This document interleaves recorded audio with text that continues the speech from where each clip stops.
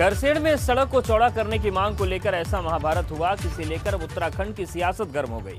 दरअसल प्रदर्शनकारी विधानसभा का घेराव करने की कोशिश कर रहे थे और उन्हें रोकने के लिए पुलिस को यहां पर लाठीचार्ज करने का सहारा लेना पड़ा। मुद्दे की बात यह है कि जहां इसे लेकर लोगों का गुस्सा भड़क उठा, तो वहीं अब विपक्ष इस गुस्से का इस्तेमाल अपनी सियासत चमकाने के लिए कर रहा है।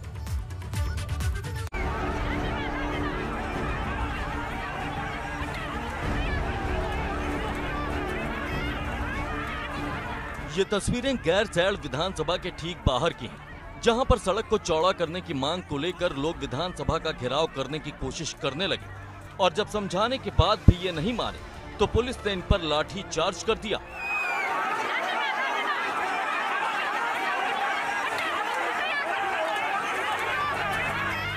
विरोध प्रदर्शन करने वालों पर पानी की बौछार भी की गई और देखते ही देखते ये विरोध प्रदर्शन जंग के मैदान में तब्दील हो गया।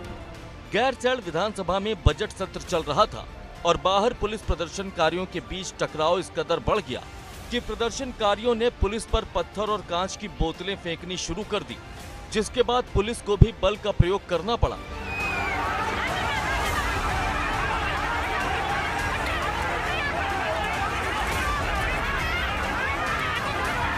और इस झड़प में कई ग्रामीण और पुलिस के जवान घायल हो गए।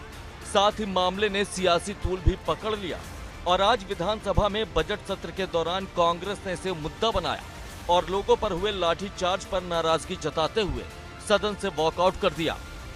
एक पुलिस वाला महिला को हाथ से पीट रहा है। महिला पुलिस तो वहाँ थी ही नहीं और पानी छोड़ा गया। महिलाएं अपना मुंह पोंछ रही थी, साड़ी निचोड़ रही थी, तो इसका मतलब इतना ज़्यादा पानी फेंका गया था कि घोर ठंड में, उस समय 5 बज रहा था, घोर ठंड में महिलाओं का उत्पीड़न किया गया।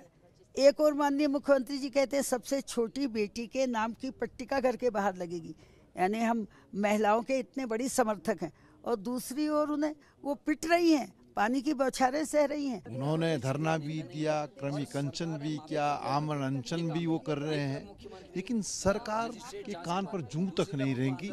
और इसलिए जब 1 मार्च को सदन चला तो सदन चलने पर जो है तमाम आंदोलनकारी जो है यहाँ भराड़ी सैन में आए और अपनी बात जो है सरकार तक पहुँचाने का प्रयास कर रहे थे। लेकिन जिस तरीके से शांतिपूर्ण तरीके से आंदोलनरत लोगों पर पुलिस बल के माध्यम से लाठी प्रहार किया गया और सरकार द्वारा सदन के अंदर गलत बयानबाजी की, तो निश्चित रूप से कांग्रेस के तमाम साथियों ने हमने सदन का बहिर्गमन भी किया है और यहाँ धरने पर भी बैठे।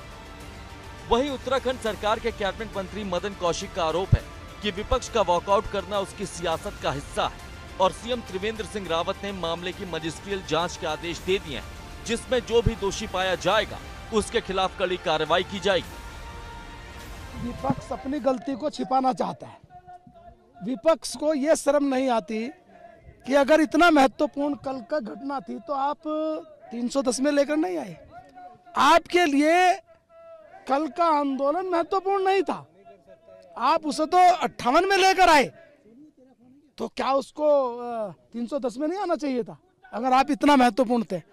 इसका मतलब कांग्रेस के मित्रों के लिए यह विषय महत्वपूर्ण है ही नहीं था।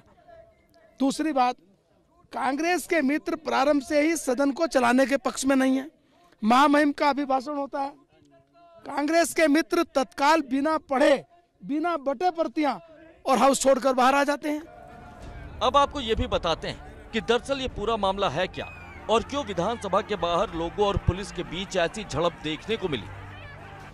दरअसल सड़क को चौड़ा करने की मांग को लेकर ग्रामीण आंदोलन कर रहे थे। नंदप्रयाग घाट विकास खंड के ग्रामीण ये आंदोलन कर रहे थे। पिछले 87 दिन से इनका यह आंदोलन चल रहा था। 5 दिसंबर 2020 से लोगों का यह आंदोलन जारी था। 70 गांव के लोग इसके लिए आंदोलन कर रहे थे। सिंगल लाइन सड़क को चौड़ा करने की मांग हो रही थी, जिसके बाद करीब 180 गाड़ियों में 1000 ग्रामीण विधानसभा पहुंच गए। इन सभी ग्रामीणों ने विधानसभा को घेरने की कोशिश की। विधानसभा घेरने की कोशिश के दौरान पुलिस से इनकी झड़प हो गई और इस झड़प में कई सारे ग्रामीण और पुलिस वाले घायल हो गए। सीएम त्रिवेंद्र सिंह रावत ने 2017 में ही इस सड़क को चौड़ा करने का आदेश दिया था। बावजूद इसके सड़क को अब तक चौड़ा नहीं किया गया है।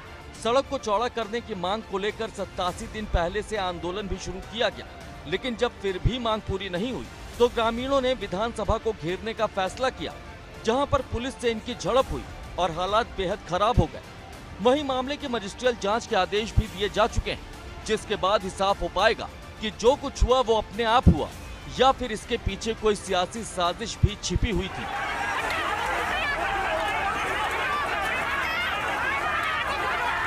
Bureau report, ABP Ganga.